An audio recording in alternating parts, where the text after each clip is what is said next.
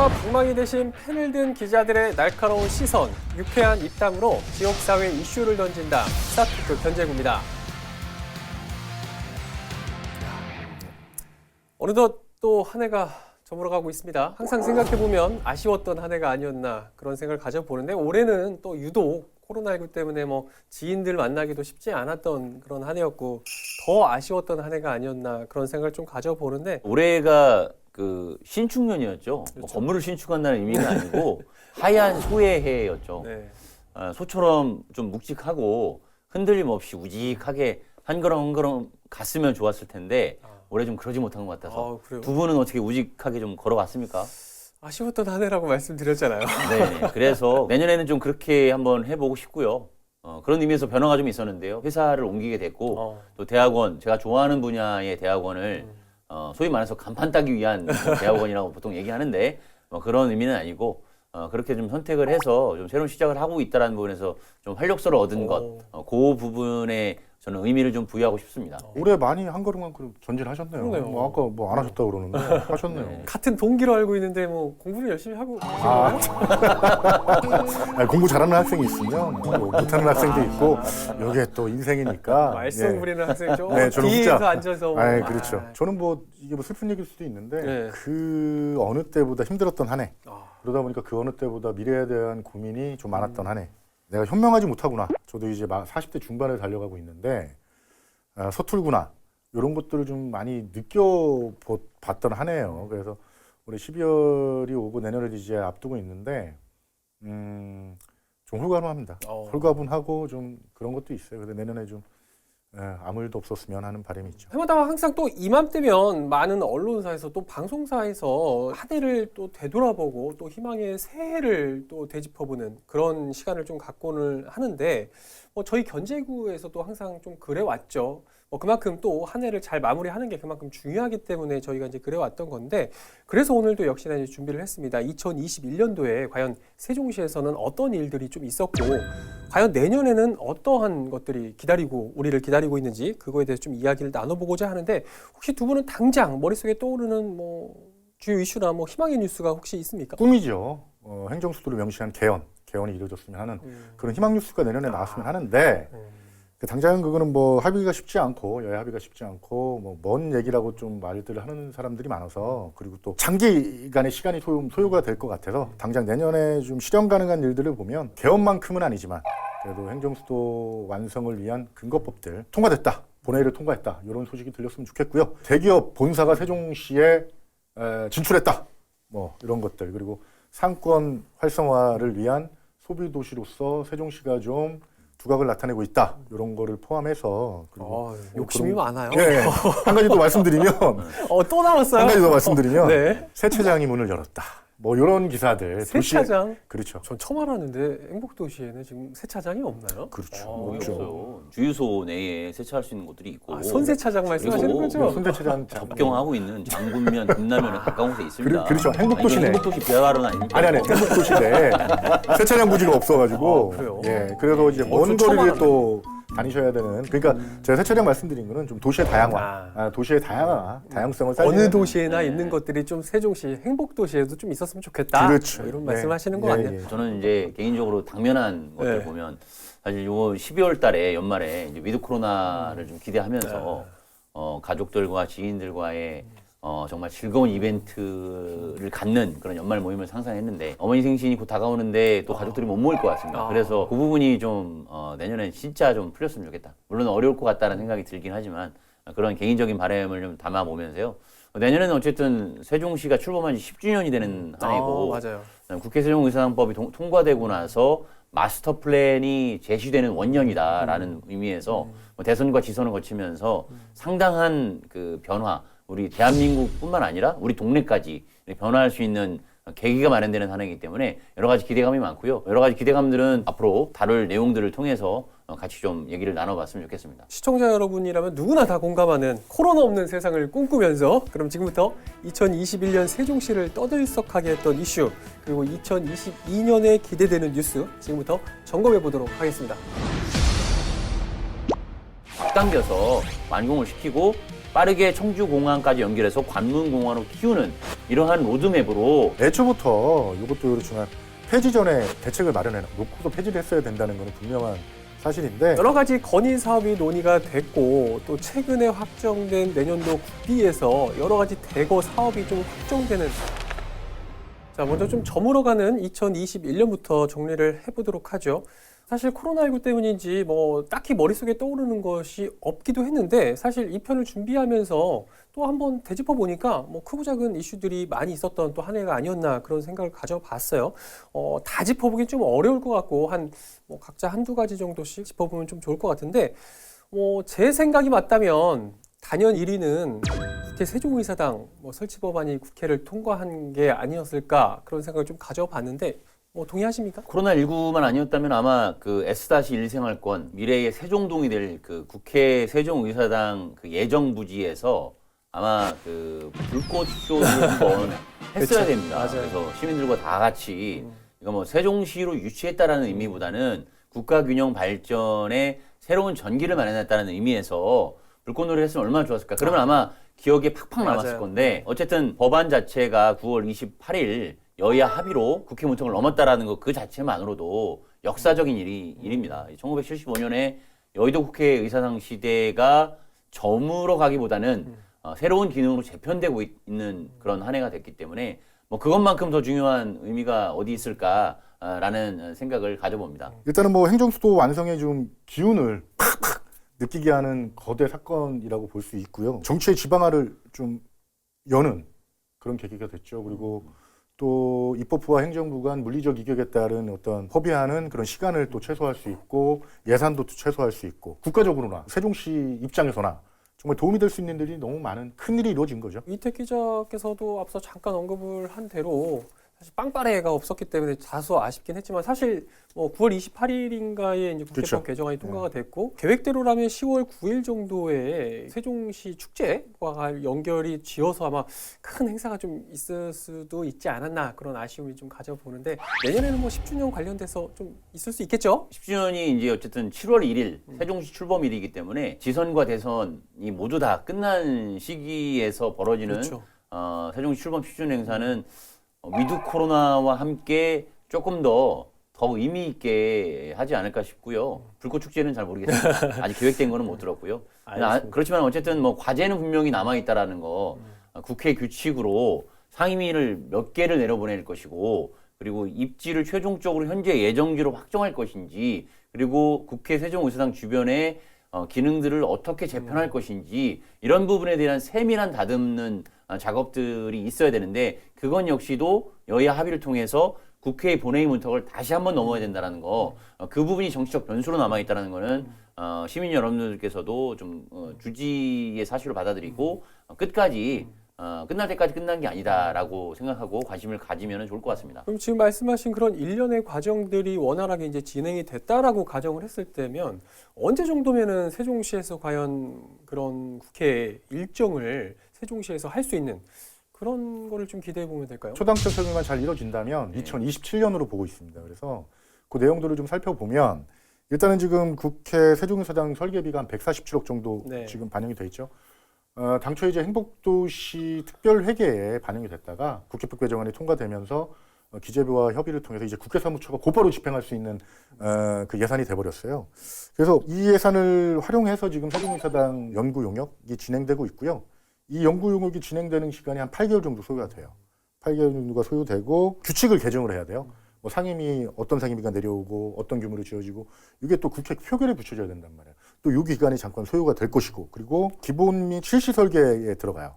거기 한 2, 3년 정도 들어가고 1년에 이런 절차들을 따져봤을 때 올해가 2021년, 내년에 2022년 설계비가 집행이 되고 스타트를 해서 2027년쯤 완공이 되지 않겠느냐.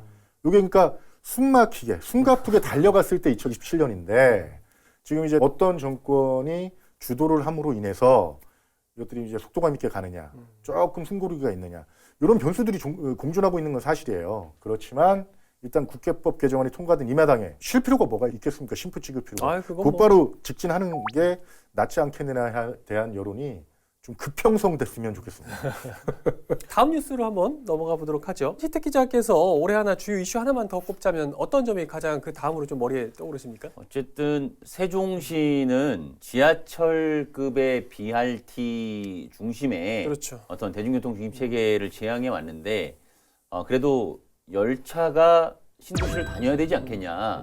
미래 도시로 나아가려면 이제 그런 여론들이 계속 있었고 물론 이제 내부를 도는 지하철은 아직 아니지만 대전과 세종과 청주를 잇는 구체적인 노선을 얘기하면 뭐 대전 반석에서 세종시 고속시외버스 터미널, 정부 세종청사, 지나서 조치원, 청주 공항까지 뭐 청주에서는 또 충북에서는 청주 도심까지 연결하자 뭐 이런 의견들이 있는데 약 49.4km 정도에 이르는 광역철도가 정부의 4차 국가철도망 계획에 지난 6월에 반영됐다라는 것 그리고 그 노선이 지방의 선도 사업으로 지난 8월에 또 선정이 됐다라고 하는 부분에서 기대감을 높이고 있고요. 그렇지만 이제 거기에 안에서 봤을 때 그러면 어느 노선을 먼저 착공을 할 것이냐 그리고 완공 시기는 언제로 둘 것이냐 이런 부분에 대한 어떤 세부 조율 과정들이 남겨져 있고 내년도에 이제 예비 타당성 검토 대상에 올라서 비용 편익비가 1 이상이 나오면 아마 이제 속도가 좀 빨라질 것이라는 그런 기대감을 지금 나오고 있습니다. 다소 좀 이해관계가 엇갈릴 수도 있는 부분인 것 같아요. 뭐 대전 세종 구간부터 시작을 하느냐, 아니면 뭐 대전 세종 청주 구간까지 한 번에 좀 진행을 하느냐, 다소 이견이 있을 수도 있고 또 합의만 잰다면은 원활하게 추진될 수도 있을 것 같은데 어떻게 보십니까? 이견 차이가 없었으면 하는 바람이에요. 왜냐하면 일단은 이 광역철도 건설의 의미가 충청권을 하나로 잇는 메가시티 구축. 그리고 상생 발전의 의미를 담고 있잖아요. 그렇죠. 이 문제로 인해서 또 싸워요. 이거 안 된단 말이에요. 그래서 논의가 이루어지면서 그런 지역 간 갈등으로 인해서 이 사업이 또 멈춰지고 속도를 못 내고 브레이크가 걸리고 이러지 않았으면 좋겠어요. 우리 많이 보셨잖아요. KTX 역도 그렇고 그렇죠. 많이 그런 일들이 있었는데 정부 같은 경우는 좀 동시에 추진하자 이런 기류가 형성이 되고 있는 것 같고요. 그리고 대전이나 세종 같은 경우는 세종하고 대전 구간, 반석역 구간 요거부터 추진하자. 충북 같은 경우는 3개 먼저 추진하자. 왜냐하면 충북 입장에서는 우리부터 먼저 추진해 이 말을 못하죠. 어쨌든 이 광역철도의 의미가 대전하고 세종에서부터 출발점이고 정부청사를 의식한 것도 있고 행정수도를 의식한 것도 있기 때문에 같이 추진하자. 그래서 변수는 어떻게 보면 충북의 또 입장이 좀 이렇게 갈등으로 비춰지지 않을까 이런 걱정도 있는데 그런 변수들만 해결이 된다면 광역철도는 뭐 수월하게 원활하게 문제없이 진행될 거라고 생각이 듭니다. 청주에 살고 있는 사람 입장에서 팔은 안으로 굽을 줄 알았는데 그래도 나름 중립적으로 말씀을 해주시네요. 근데 자꾸 이렇게 청주 세종 시민들이 좀 배리감 느끼세요. 저 사람 뭐 이렇게 한다. 아니 뭐 이제 모르시는 분들은 없을 거예요. 근데 지금 다시 한번 말씀드리지만 세종 시민, 청주 시민, 대전 시민, 천안 시민 이러면 안 돼요. 네. 진짜로. 네, 그래요. 예. 근데 어쨌든 서울 세종 고속도로, 안성 세종 고속도로라고 그렇죠. 하잖아요. 그 고속도로도 서울로 시작됐기 때문에 안성까지를 먼저 1단계로 내년에 완공이 되고 그다음에 2024년까지 안성 세종 구간이 이렇게 단계적으로 진행되듯이 대전 세종 충북의 광역철도 역시도 단계적으로 진행되는 것이 순리일 것 같고요. 왜냐하면 일단 사업비 자체가 대전 세종 구간 조치원까지의 구간으로 봤을 때 1조 원대 사업이고 충북까지 청주공항까지 연장을 했을 경우는 2조 원대 사업으로 좀 늘어나거든요. 거리 자체도 전체 49.4km고 대전 세종이 15km 정도가 되거든요. 그래서 먼저 필요한 것부터 차근차근 해 나가는 것이 좋을 거라고 생각이 들고요.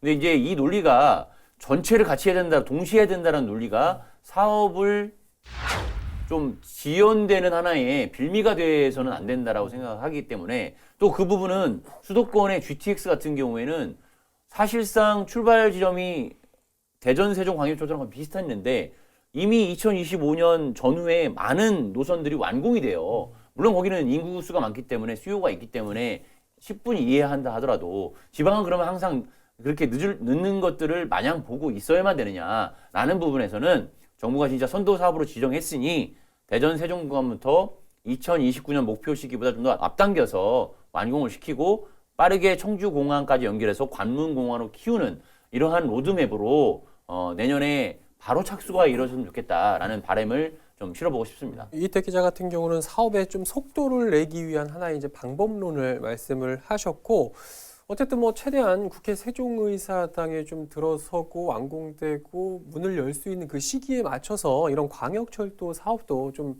조기에 개통이 될 수 있는 그런 흐름으로 좀 갔으면 좋겠다, 이런 생각을 좀 가져보면서 다음으로 한번 이승동 기자께서 2021년도에 떠오르는 뭐 주요 뉴스, 주요 이슈 하나 좀 한번 꼽아보도록 할까요? 좋은 뉴스만 말하는 자리는 아니잖아요. 아, 그럼요. 예. 뭐 나라 전체를 흔들었죠. 뭐 현 정부에 대한 불신을 키우는 또 사건이었을 수도 있고, 야 이런 사건으로 대한민국이 흔들릴 수 있을까? 부동산 투기 의혹 문제인데요. 그렇죠. 공직자들의 투기 의혹 문제, 그리고 또 특히 이주 공무원들 특별 공급에서 재산 증식의 수단으로 활용했다는 그런 뉴스들, 그리고 국가산업단지와 관련해서 인근 땅을 사전정보 취득 의혹과 함께 사전정보를 듣고 시대 차익을 노리기 위해서 땅을 좀 샀다, 투기 의혹을 벌였다, 이런 것들을 비롯해서 행복 도시를 건설하는 수장이었던 분이 또 여기에 관여가 돼 있다. 그리고 세종시의 감시 견제 그리고 대의 민의기관 역할을 해야 되는 세종시의회 의원들이 직접 이 투기 의혹에 연관이 있어서 관련이 있어서 경찰 조사까지 받는 일이 벌어졌다. 야, 이거는 뭐 명풍 행정수도 세종이라는 말을 무섭게가 만드는 그런 큰 뉴스들이, 거기에 하나 더 덧붙이면 또 논란이 있었던 게 현 교육감의 어떤 청탁금지법 위반 논란. 제가 너무 슬픈 얘기 하나요? 너무 큰 뉴스들. 맞습니다. 예, 어쨌든 뭐 그런 뉴스들이 좀 많이 떠오르네요. 예, 일단은 부동산 투기 의혹부터 시작을 해서 뭐 공무원들의 뭐 특공에 따른 뭐 재산 증식 수단 논란까지도 굉장히 좀, 거기에 여러 가지 공직자들의 이런 뭐 논란까지도 굉장히 좀 불거졌던 그런 한 해가 아니었나 싶은데, 어떻게 보셨습니까? 이런 일련의 사태를? 결과적으로 지금 12월의 시점에서 되돌아봤을 때 올해 3월부터 수도권 3기 신도시에서 LH 직원들의 땅 투기 의혹으로 촉발된 그것이 세종으로 번지고 그렇죠. 전국으로 번졌던 요 투기 의혹의 실체가 확연하게 지금 드러나지는 않은 상황이에요. 그러니까 행복청의 일부 직원들 두 분이 직위 해제된 것, 그리고 아직 전 행복청장에 대한 조사가 마무리되지 않고 거의 이제 또 무혐의로 가고 있다라고 하는 얘기도 좀 흘러나오고 있고, 그런 부분에서 뭐 결과가 처분을 어떻게 했냐 안 했느냐 이런 문제가 아니라 좀 우리에게 시사하는 의미를 좀 봐야 될 것 같은데요. 사실 누구나 돈을 벌고 싶고 누구나 내 집 마련, 그리고 누구나 노후 걱정 안 하고 사는 사람은 없습니다. 그리고 누구나 그런 유혹에 마음이 흔들릴 수 있고요. 그런 우리 전 사회적으로 뭔가 자산을 증식해야 된다라고 하는 갈망과 욕구가 너무 크기 때문에 그런 부분들이 계속해서 지금 고구마 줄기 캐듯 나오는 것이 아닌가. 근데 지금은 다시 조금 캐다가 덮어지는 분위기. 왜냐면 그 누구도 사실 자유로울 수 있는 사람이 누가 있겠습니까? 그런 부분에서. 김우순 기자랑 이승동 기자는 자유로울 수 있을 것 같아요. 제가 볼 때는. 아우 자유롭죠. 네네. 저 자유롭습니다. 저도 마찬가지로. 저도 1가구 1주택 여담이고요. 아무튼 뭐 그런 부분에서 이 투기 의혹이라고 하는 부분들이 내년도 대선과 지선을 거치면서 좀 우리 사회의 어떤 구조적 틀을 좀 바꿀 수 있는, 누구나 내 집 마련의 꿈을 조금 어느 정도 노력하면 좀 달성할 수 있는 그런 세상, 이런 세상으로 좀 가달라. 그리고 정보가 조금 더 있다고 해서 자산 증식을 너무 쉽게 할 수 있는 세상은 좀 바꿔달라. 이런 게 국민들의 요구 아니겠습니까? 그런 여망들을 잘 담아내는 2022년으로 전환됐으면 좋겠다라는 바람을 또 실어보고 싶습니다. 아니 뭐 오프닝 때부터 계속 뭐 희망만 말씀하세요.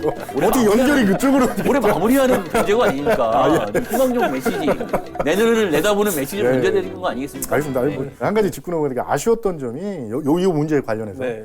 짧게 말씀드리면, 정치적으로 좀 이용을 당한 그 느낌들이, 뉘앙스들이 많아서 이렇게 강력한 정책들을 내뿜으면서 민심이 조금 안정이 되니까 이런 조사들이 마무리가 되고 재빨리 이제 분위기 전환이 되는, 그리고 정치적으로 이용당하는 분위기를 좀 다 두 분도 느끼시지 않으셨나요? 저만 느끼셨나요? 조금의 그런 느낌도 예. 없지 않아 있었으면 뭐 반드시 또 캐낼 건 캐내는 아, 뭐 그렇죠, 그런 그렇죠. 사회적인. 세종시 예. 같은 경우는 워낙에 좀 단기적으로 뭐 아파트 값이라든가 땅값이 워낙에 이제 오르다 보니까 뭐 다른 지역, 뭐 서울과 마찬가지로 여러 가지 좀 논란의 중심에 좀 설 수밖에 없지 않았나, 좀 그런 생각을 가져보면서 뭐 현재 이루어지고 있는 수사 뭐 끝난 건 아니니까 좀 더 지켜보도록 하고요. 마지막으로 좀 하나 정도만 더 짚어보도록 할까요? 이번에 마지막으로 또 히트익 기자한테 한번 세종시가 생기면서 수도권에 있는 기관들이 이전을 해왔잖아요. 정부 세종청사랑 국책연구기관들이.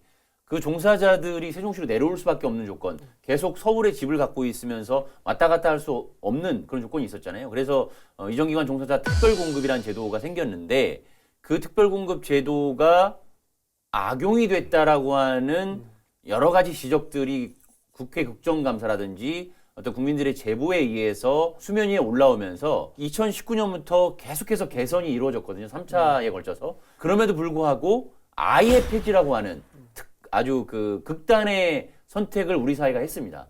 더 이상 세종시로 오는 이전기관 종사자들에게 그 주거 안정에 특혜를 주지 않겠다라는 선언인 건데요. 그로 인해서 물론 어떤 경종을 울린 부분이 됐지만 한편으로는 세종시가 2030년까지 안정적으로 완성기로 나아가야 되는 상황에서 봤을 때 주거가 불안정해질 수 있다라고 하는 우려가 교차하는 2021년이 마무리되고 있다. 이렇게 좀 봐야 될 것 같습니다. 말씀하시는 중간에 주거 안정의 특혜라고 말씀하셨는데 주거 안정을 주는 건 다 특혜가 아니라 당연한 거고 공무원들한테 당연한 거고 이제 재산 증식의 특혜 뭐 이런 거를 이제 안 준다. 그래서 특공이라는 거는 주거 안정의 혜택을 주기 위해서 특공이라는 그런 혜택을 준 거잖아요. 근데 지금 전면 폐지나 이런 문제되는 거에 있었을 때는 주거 안정의 특혜가 아니라 재산 증식의 특혜로 이분들이 바꿔버리기 때문에 전면 폐지가 된 거라는 거는 뭐 좀 아쉽죠. 좀 아쉬운 문제는 있죠. 세종시 뭐 흔히 이제 공무원 도시라고 불리고도 있는데 이런 도시에서 공무원 특공을 폐지했다라는 것 자체는 굉장히 좀 일대 사건이 아니었나 이제 그런 생각을 가져보는데 그러면서 앞으로 걱정되는 부분은 이제 국회 세종의사당도 앞으로 들어설 것이고 이런 상황에서 굉장히 그럼 앞으로 이제 추가적으로 이전해 오시는 분들께는 어떤 주거 안정 대책을 좀 제공을 해야 되느냐 이런 고민이 생겼고 또 최근 들어서는 임대 아파트를 공급하는 방안이 좀 논의가 되고 있는 것 같아요. 어떻게 논의가 되고 있습니까? 녹화일 기준으로 어젠가요? 뭐 정부에서 발표를 했죠. 임대 아파트 3,000세대를 공급하겠다 이 말씀을 이제 발표를 했는데 일단은 주거 안정 목적이죠. 그래서 이제 특공도 없어졌고. 일단 공무원들이 이제 국회 세종의사당 설치와 함께 추가로 공무원들이 또 내려올 것이고 정착을 해야 되고 그리고 수면 위로 뭐 확실하게 떠오르진 않았지만 2차 공공기관 이전에 대해서도 그렇고 뭐 여러 기관들이 이제 세종으로 올 거는 불보듯 뻔한 일인데 이 공무원들이 살 곳이 어디냐. 주거 안정이라는 거는 특혜가 절대 아니고 공무원들의 나라가 분명히 해줘야 될 일이잖아요. 그래서 그 주거 안정을 위해서 3,000세대를 이제 공급하겠다 이런 발표를 했는데요. 공급 방안을 보면 우선 청년들, 젊은 공무원들한테 소형주택 한 550세대를 공급하고 그리고 신혼부부도 신경 써줘야죠. 그래서 2027년까지 800세대 그리고 자녀 양육 등 이제 뭐 결혼생활 꾸리고 가정을 꾸렸다 이분들한테는 좀 큰 규모예요. 그래서 1650세대 규모의 임대주택을 제공하는 그런 시나리오를 좀 발표를 했는데요. 공무원들에게는 재산 증식의 수단은 절대로 차단해버리고 주거 안정의 기회만 주는. 근데 효과는 좀 분명히 좀 있을 거라고는 보여져요. 여기서 주목해야 될 부분은 실질적인 어떤 주거 안정 효과가 있을 것이냐. 공직자들 뭐 신규 직원이든 아니면은 기존의 뭐 주무관, 사무관, 뭐 그 고위 공무원이든 내 집 마련에 대한 욕구가 있는 무주택 실수요자도 분명히 있을 것이란 말이죠. 근데 임대주택으로 오고 이것이 영구 임대인지 심상정 국회의원이 얘기했던 10년 후에 분양 전환을 해주는 형태인지 아직 구체성이 없거든요.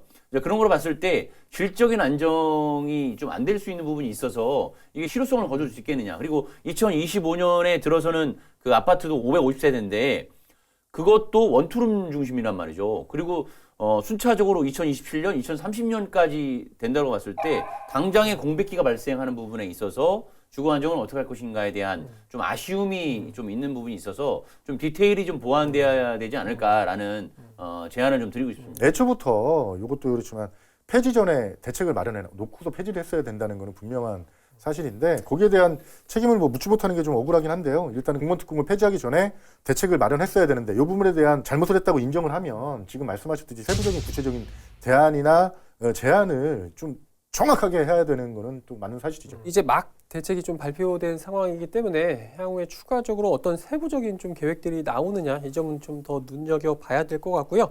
이렇게 해서 지금까지 뭐 2021년 세종시 주요 이슈, 뭐 국회 세종의사당 설치 법안 통과부터 해서 대전 세종청주 광역철도 노선 확정과 또 국가산업단지 예정지 인근에 대한 뭐 이런 땅 투기 논란, 이어서 주택 특별공급의 폐지까지 이야기를 좀 나눠봤는데 두 분 혹시 이 밖에도 이런 뉴스가 있었다, 간단하게 제목 정도만 한두 가지 저 언급한다면 좀 어떤 것들이 있을지 간단하게만 좀 언급해 주시죠. 우리 이런 표현을 하죠. 희대의 사기 사건, 뭐 희대의 절도범, 뭐 이런 거 하잖아요. 그렇죠. 세종시에 어울릴지는 모르겠습니다. 예. 희대의 방화 사건이 있었습니다. 2월, 그렇죠, 3월에 그렇죠. 금강 수변공원에 맞아요. 약 4천여 평을 2월 말부터 3월 초까지 8차례에 걸쳐서 방화를 했는데 갈대 숲죠. 그렇죠. 그래서 많이 탔어요.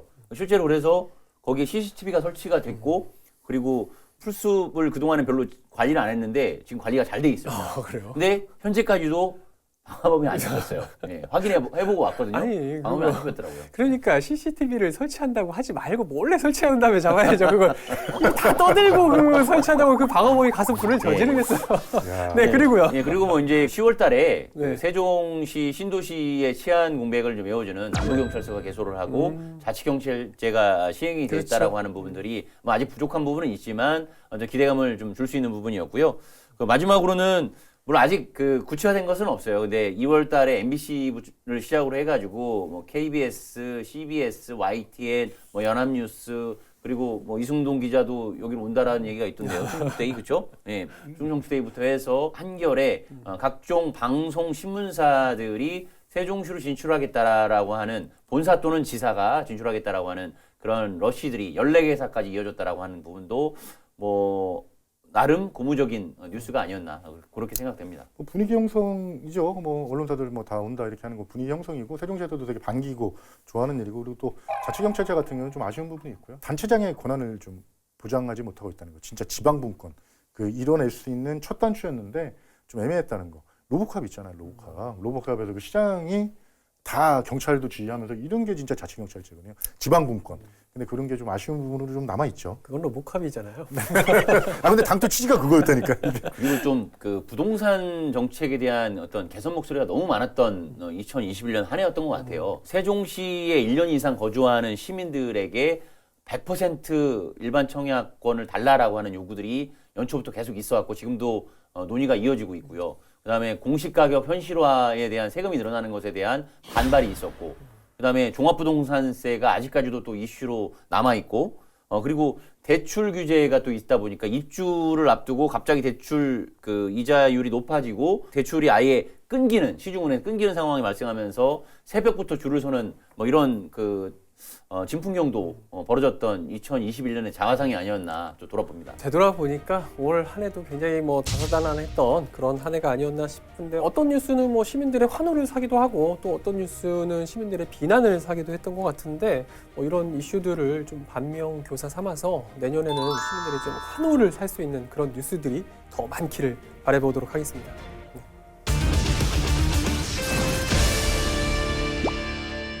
이어서 이제 2022년 또 새로운 희망에 대해서 이야기를 나눠보도록 하죠. 사실 2022년은 그 어느 해보다도 중요한 해인 것이 앞으로 향후 대한민국의 5년을 결정할 대통령 선거도 있고 또 지방자치의 4년을 결정할 지방선거가 있는 한 해이기 때문에 더 그렇기도 할 텐데 물론 앞선 편에서도 저희가 뭐 지방선거에 대해서 이야기를 나누기도 했지만 이 두 가지에 대한 선거 또 내년의 중요성 사실 뭐 여러 번 말해도 부족하지 않아요. 그렇죠? 어떻게 보십니까? 대선과 지선이라는 의미는 뭐 2번 강조해도 지나치지 않을 정도로 대선은 대한민국의 판을 흔드는 어떤 계기가 될 것이고 지선에서는 우리 동네의 어떤 시시콜콜한 변화까지도 지방선거에서 일꾼들이 나와서 또 공약을 내걸고 그것들이 또 실현되는 앞으로의 4년이 되는 뭐 이런 시기이기 때문에 되게 중요한 것 같고요.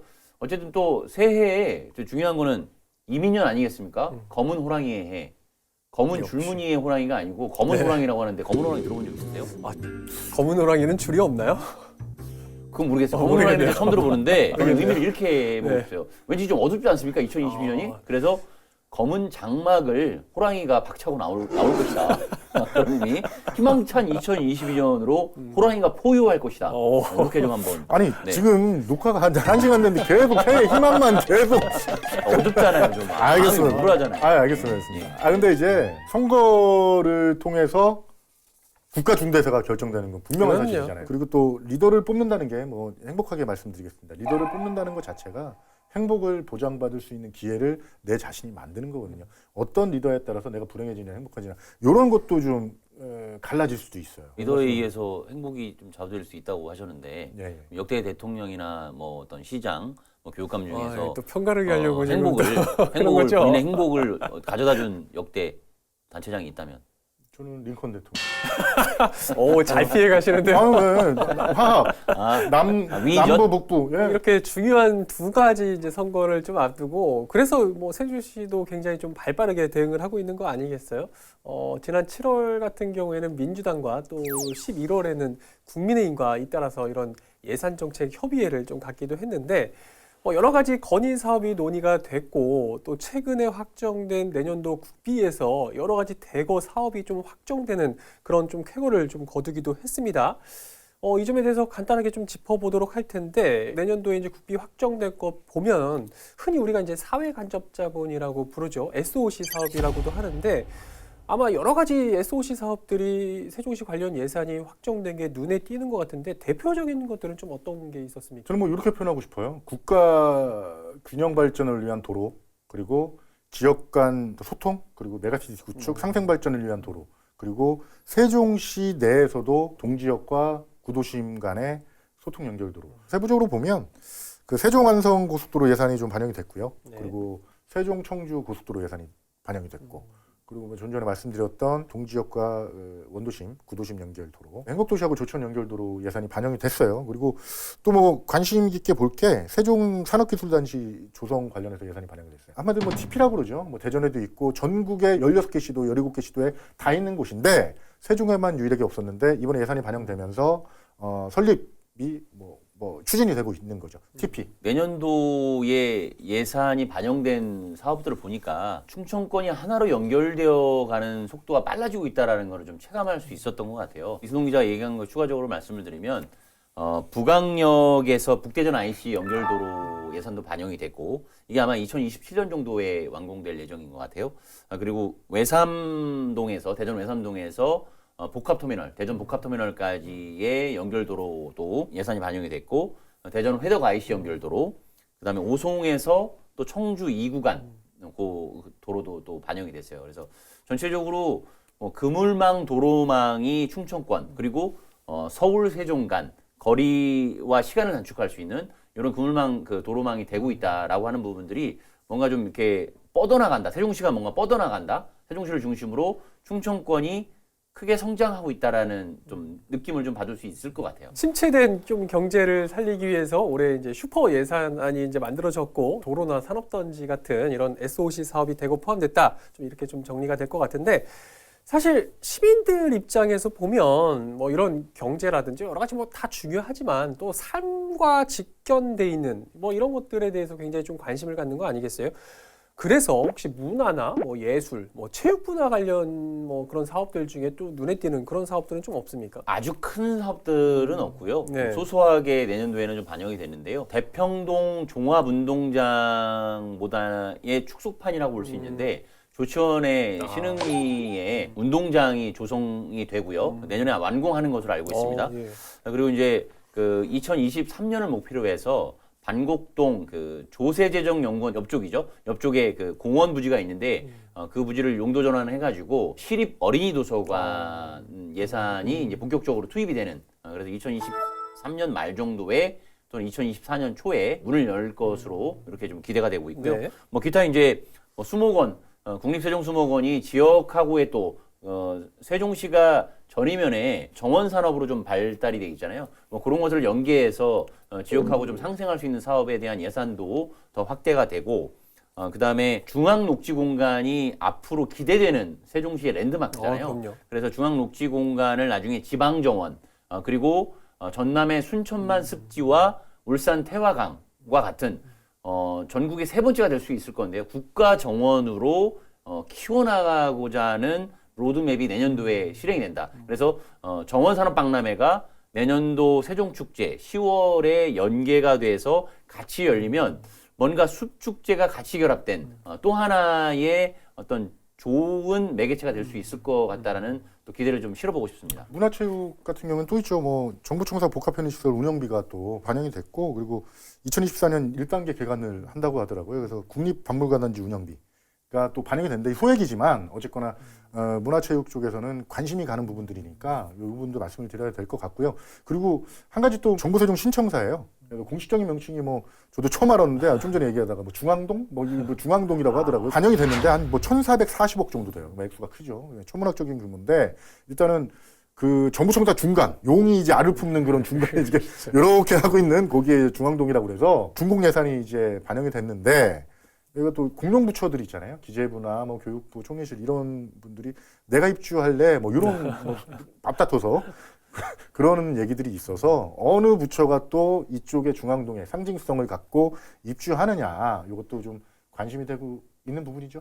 그렇죠. 중앙동이 이렇게 딱 그 정보세종청사 용의 머리에서 딱 솟아오르게 되잖아요. 예. 근데 이게 또 그 옥상 정원하고 또 연결이 돼요. 어. 저층부 3, 4층 정도에. 네. 그러면 하나의 그 관광 루트가 좀 될 수 있을 것 같고요. 그리고 이 꼭대기에 최전망층에 대통령 집무실이 들어설 수도 있다라는 얘기들이 좀 나오고 있어요. 지금 행복도시 건설 특별법상에 그 대통령 세종집무실 설치의 근거 조항들을 넣어서 지금 정진석 국회 부의장이 대표 발의를 했잖아요. 네. 그래서 대통령 집무실은 뭐 이미 현 정부에서도 계속 추진해 오긴 했는데 구체화된 실체가 없었는데 그런 분들이 여야 정치권 합의를 통해서 법안이 통과되기 전에는 뭐 임시적인 어떤 그 집무실이라도 설치될 수 있지 않을까라는 기대도 좀 나오고 있고요. 그다음에 아까 이순동 기자가 얘기했던 정부세종청사 복합편의시설은 세종시에서 10레인을 갖춘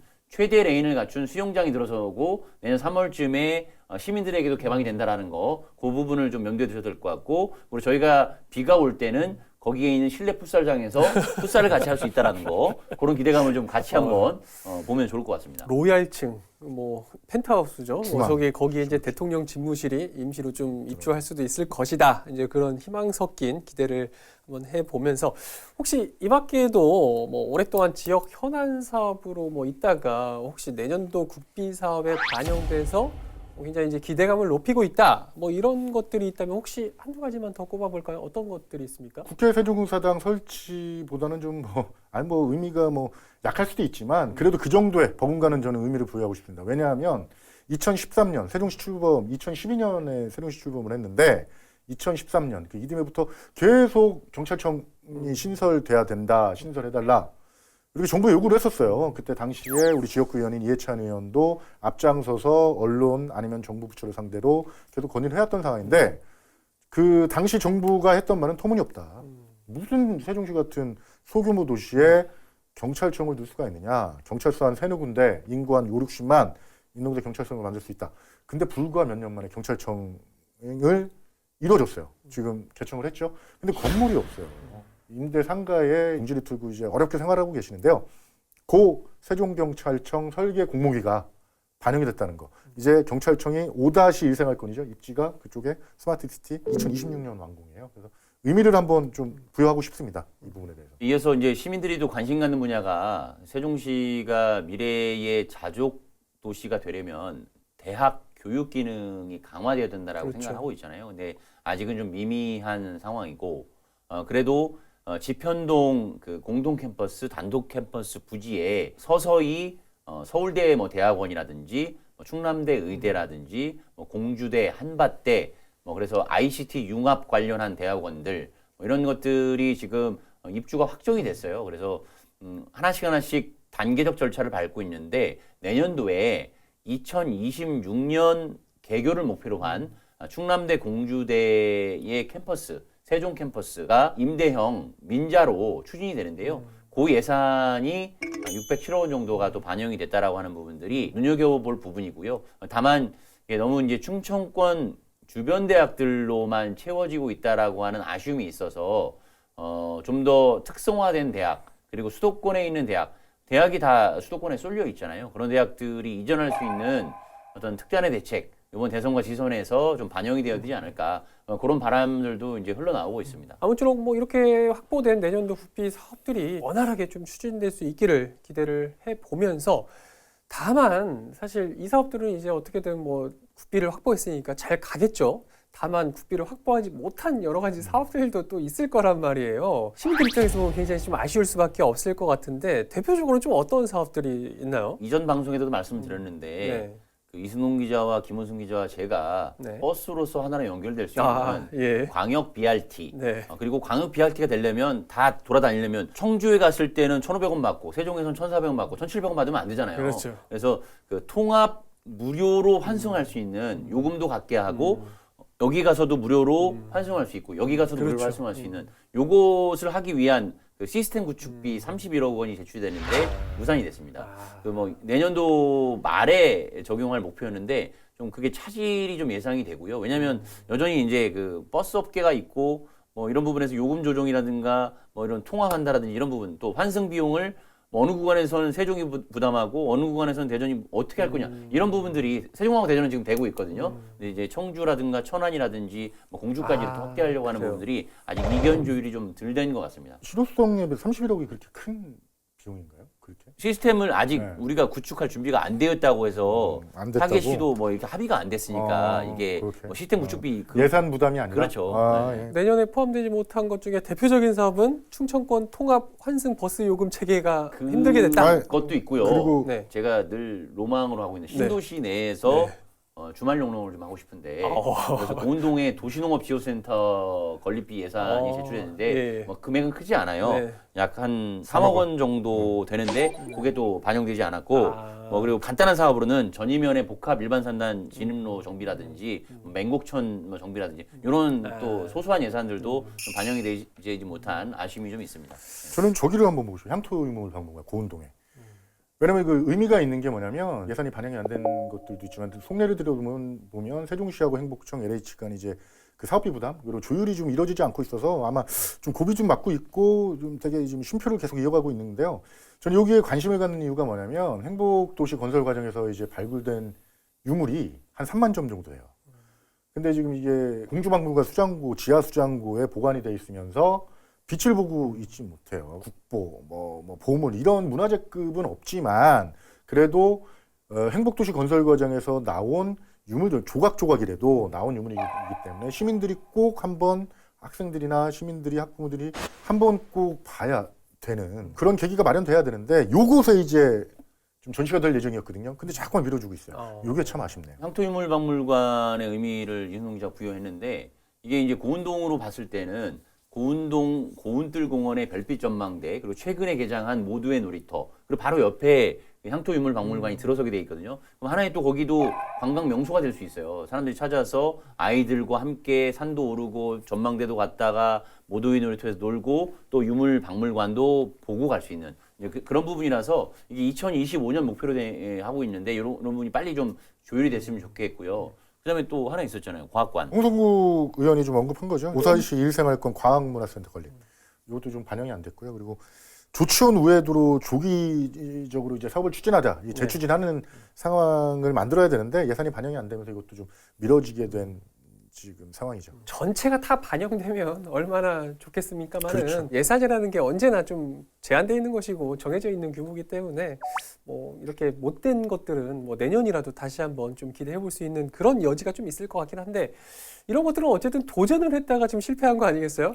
근데 다만 또 도전조차도 하지 못한 그런 사업들도 일부 있다고 합니다. 좀 어떤 것들이 그럼 있습니까? 저는 이제 자연사박물관을 좀 말씀드리고 싶어요. 자연사박물관. 네. 저희가 지금 어린이박물관부터 해서 박물관 단지가 꾸려져 있고 운영을 할 건데, 준공을 하고 운영을 할 건데, 그래도 가장 파급력이 좀 있다. 그리고 관광객 몰이를 할 수 있다. 입지는 확정이 됐어요. 2013년에 세종시로 확정이 됐어요. 그래서 당장은 예타 대상 사업에 포함되는 게 가장 중요한 숙제인데요. 언제가 될지는 좀 모르겠습니다. 예. 연계지어서 이제 국립박물관 단지가 2027년에 이제 5개 박물관하고 뭐 국립민속박물관까지 포함해서 중앙녹지공간에 윤곽을 드러내잖아요. 그 시기 즈음에는 자연사 박물관이 좀 같이 들어서는 게 시너지 효과가 있지 않겠냐. 라는 것인데 벌써 지금 8년이 다 돼가는데 희망 고문만 계속 되고 있는 현실. 그리고 1조 원대 사업은 어느덧 줄어들어서 4천억 원대, 3천억 원대까지 최근에 줄어들어서 다시 물밑에서 추진이 되고 있다. 이런 얘기도 들려오고 있습니다. 그 예산이 줄어들면 의미 없는데요. 제가 봤을 때는. 국립자연사박물관 뭐 이렇게 흐지부지 되지 않았으면 하는 그런 바람을 가져보고 뭐 이 밖에 뭐 또 대표적으로 생각나는 그런 사업들이 있습니까? 조천운동장이 내년에 완공이 된다고 그랬잖아요. 네. 근데 그게 축소판이고 대평동에 종합운동장이 계속 지금 얘기가 되고 있는데 원래 완공 시기가 2020년 전이었어요. 근데 네. 지금까지도 아직 정부의 예비 타당성 대상 사업에도 포함은 돼 있죠. 포함돼 있는데 아직 예타에 착수하지 못한 상태거든요. 그러면 이제 올해까지는 어느 정도 윤곽이 나와야 되는데 내년에도 다시 올라갈 수 있을지 이렇게 가다가는 2025년 목표로 한 부분들이 어렵지 않겠느냐. 그리고 일각에서는 또 이렇게 얘기도 나옵니다.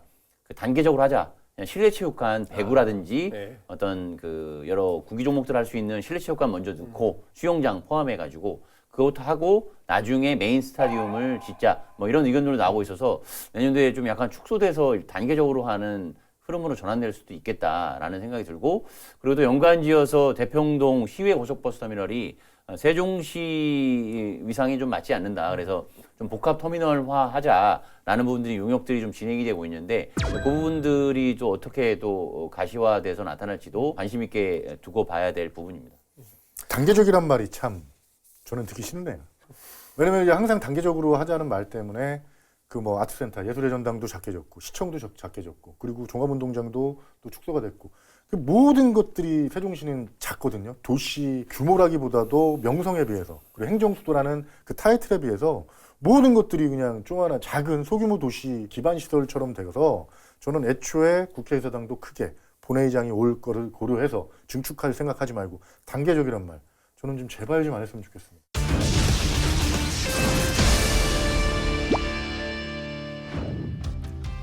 네, 2021년이 저물어가고 있습니다. 코로나19로 여전히 답답한 일상이지만 한 해 마무리 잘하시고 다가오는 이민년 새해 잘 맞이하시기를 바라겠습니다.